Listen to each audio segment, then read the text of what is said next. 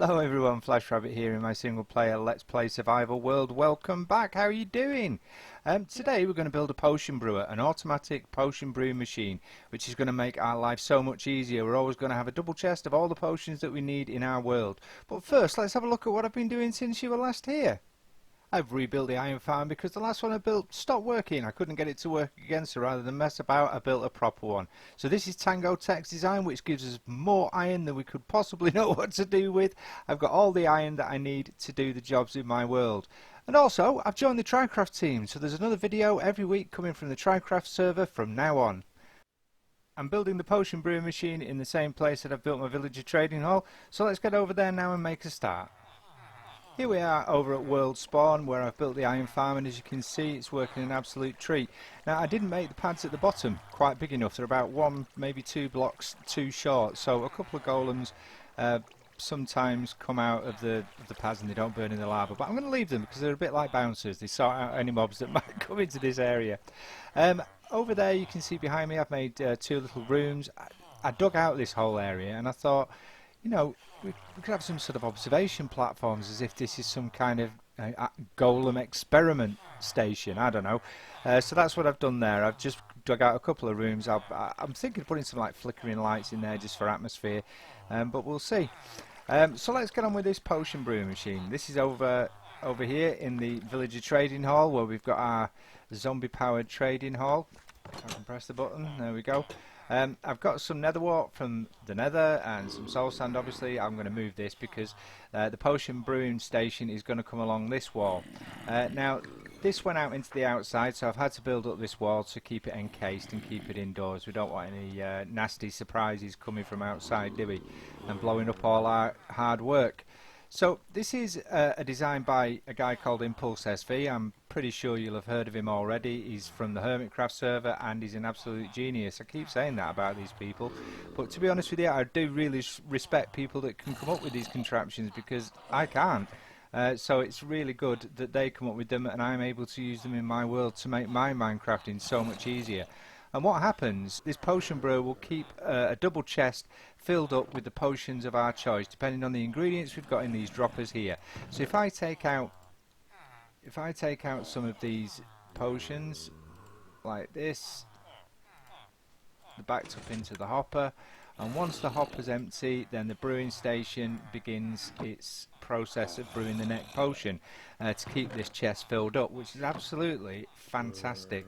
So we're never going to be short. As long as we've got ingredients in here, we're never going to be short of potions that we need in our world, and night vision is one that is fabulous for exploring, especially out on the open seas, because we can see right down to the bottom. I made a night vision plus potion. It gives us 8 minutes of night vision, and we do that by adding redstone. Redstone is an extender, so it'll extend the length or the properties of your potion. I think is it 3 minutes? I think the first level of night vision, I think, is 3 minutes off the top of my head. I could be wrong, but look, that's filled up the chest there again, and it will carry on brewing potions now until the hopper is full, and then it'll shut itself down. So let's build one of these bad boys with you so that you know how to do it. It's not the easiest thing to build in the world, but it's not overly complicated either. Step by step we should be able to do it, and hopefully you'll be able to use it in your world. So the first job is to place down your chest. So you want to pop your chest down there. Now these are tileable, so which means you can put them next to each other, but obviously you've got to leave enough space. And once we've got the chest in there, we need to pop a hopper going into the back of that chest, and then a hopper going into this hopper. So this hopper leads into here, this one leads into the chest.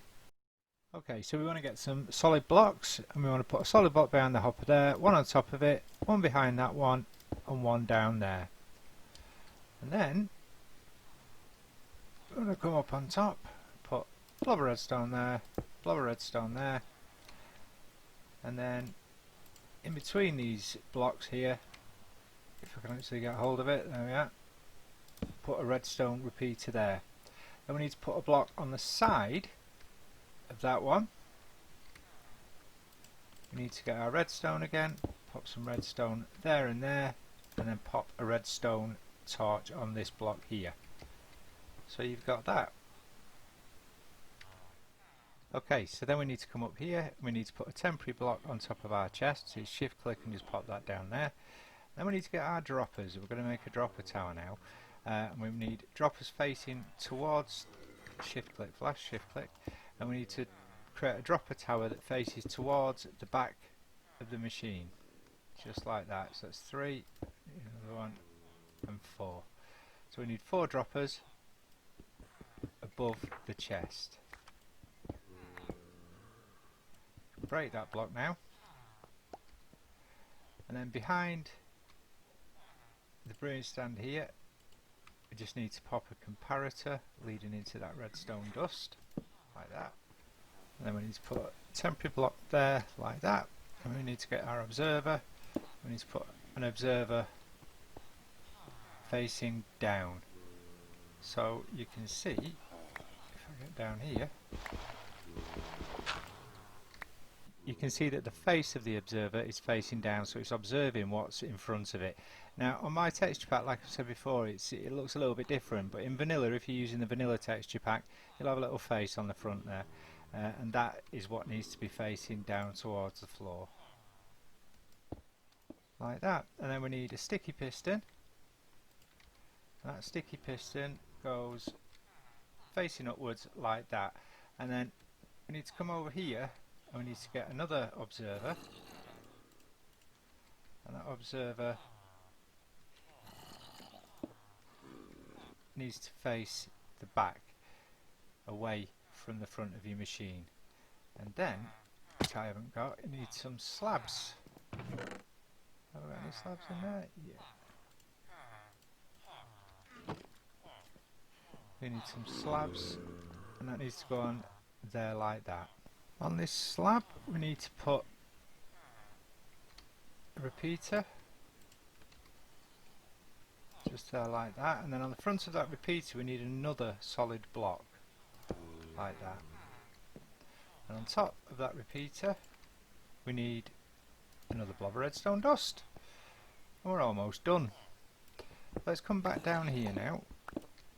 We need to look at how we're going to feed water bottles into the brewing stand. So we need to get ourselves another hopper, and that hopper needs to face into the side of that brewing stand, and then we need to come around the back, and we have to put a double chest. Well, I mean, you don't have to put a double chest, I like to put a double chest, but a double chest on top of this hopper. If you want it to be a single chest, it can be a single chest, it's entirely up to you. But this is the chest that's going to feed your water bottles into your brewing stand. So the more water bottles you've got in there, the less interaction you've got to have with it really, the fewer times you've got to top it up. But that is the design done. Now I've not done it justice, if I'm honest. I'd recommend you go and watch Impulse SV's tutorial, because he explains it very, very well. He's the guy that designed it, and he can do a much better job than I'll ever do, if I'm honest. I'll also link Tango Tech's iron farm in the description below. I'd also recommend you check that out, because it's a wonderful design and it works an absolute treat. It'll give you boatloads of iron for your world. So now we've got to get the system primed and ready to go. So I've put some water bottles in the chest here. I didn't quite have enough, so I'll fill that up later. But what we need to do is put just one piece of nether wart in the brewing stand like that. So in the bottom dropper we need to put the main ingredient, the ingredient that's going to make your potion of choice. In my case I'm going to make a fire resistance potion, and for that we need magma cream. So I'll pop the magma cream that I've got in there, and then we need to put in our extender or modifier, whichever you're using. I'm going to use an extender because I want to extend the life of the potion. I want it to last longer. And then in the very top one you need to put your nether wart. Now if your potion has got 4 ingredients, you'd put your main ingredient in here, the ingredient that's going to determine which potion you are brewing. You'd put your nether wart in the top dropper up there, and you put your 2 modifiers in here, so perhaps your redstone in here and your gunpowder in here if you're making a splash potion. Now we need to prime this system, we need to get it running. So what we're going to do, I've got some named blocks here, so blocks that have been renamed from their original name. Now it's very important you put these in the correct way, otherwise it'll start all on its own and you'll be in all kinds of trouble. So you put 3 items there, one in each slot, and then you put exactly 19 in this slot here, like that. So now I'm going to make sure that everything's okay. We've got the magma cream in there, we've got the redstone in there, we've got the nether wart in there, we've got water bottles in there, we've got just one piece of nether wart in there, and then we need to just pop a comparator behind this hopper, and it should kickstart the system for us like that. And that'll brew the potion that we require. First of all, it's going to put the nether wart into the mix, which gives us an awkward potion, like that, and then the magma cream, which will make this into a fire resistance potion, and then it'll add the redstone, which will extend the duration of the potion. It'll make it from a 3-minute fire resistance potion into an 8-minute fire resistance potion, which is just what we want. And that'll brew potions until this double chest below is completely full, and then it'll switch itself off. And there we are. 3 more bottles fill up the brewing potion, and around we go again. So that'll just carry on now until either we run out of ingredients or this double chest is completely full. Right, okay, so all that's left to do now is to decorate it in some way, or just cover it up. You've no need to, actually. You don't have to do it at all. You can just leave it like that. But I do this, and it just sort of keeps it in keeping with this side as well. So I just added some stone brick around the frame. So there it is, it's all decorated.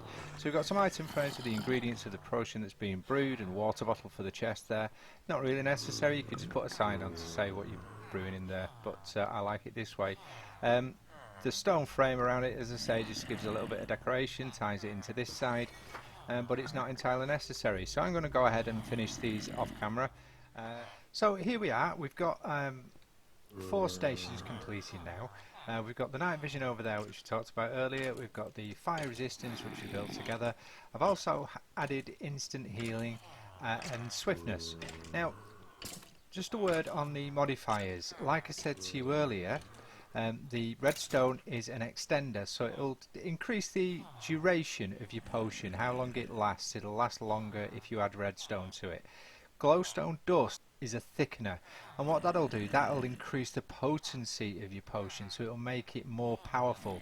So instead of just producing an instant health potion, we produce a stronger instant health potion by adding glowstone. Now if you want to make any of these potions, any of them at all, into a splash potion, where it basically you can throw it at things, you just need to add gunpowder, so that in this case will be the 4th modifier. And if you were going to add gunpowder, say, to this potion of swiftness, I don't really see any reason why you'd want to do that, but if you did, you'd put the nether wart up at the top there and the gunpowder in the 2nd dropper there. And that would apply to all of them. All of these potions, as you can see, have just got 3 ingredients, which is just fine. You just basically put the nether wart 1 dropper down, and that's how you deal with that. It's a wonderful design. I really do recommend that you go and have a look at it. Now, what I want to do, I want to go over here, and I've got some pets. By the way, I've got some cats. I've got some cats. Excuse me. I've got some cats down at Founders Bay. I found a village just over there, and it's a lot nearer than the village where I got my original villagers from, which is a bit of a nightmare, so I wouldn't have had to lay quite as much track. But never mind. So we've got another village over there. It's only a small one, not a great deal there to see, to be honest with you. So yeah, but these cats keep spawning in and around here, so I'm having them. Because why not? Okay, what we're going to do now, we're going to go up into this room and put our flickering lights in. I've already put some redstone lamps in there. They look a little bit different in my texture pack. The texture pack I use is a texture pack called Better Than Default, and it's version 2.4. So that's why the redstone lamps look a little bit different to vanilla, because they are. Right, okay, let's... first thing we're going to do, we're going to make a hopper clock. And that's dead easy.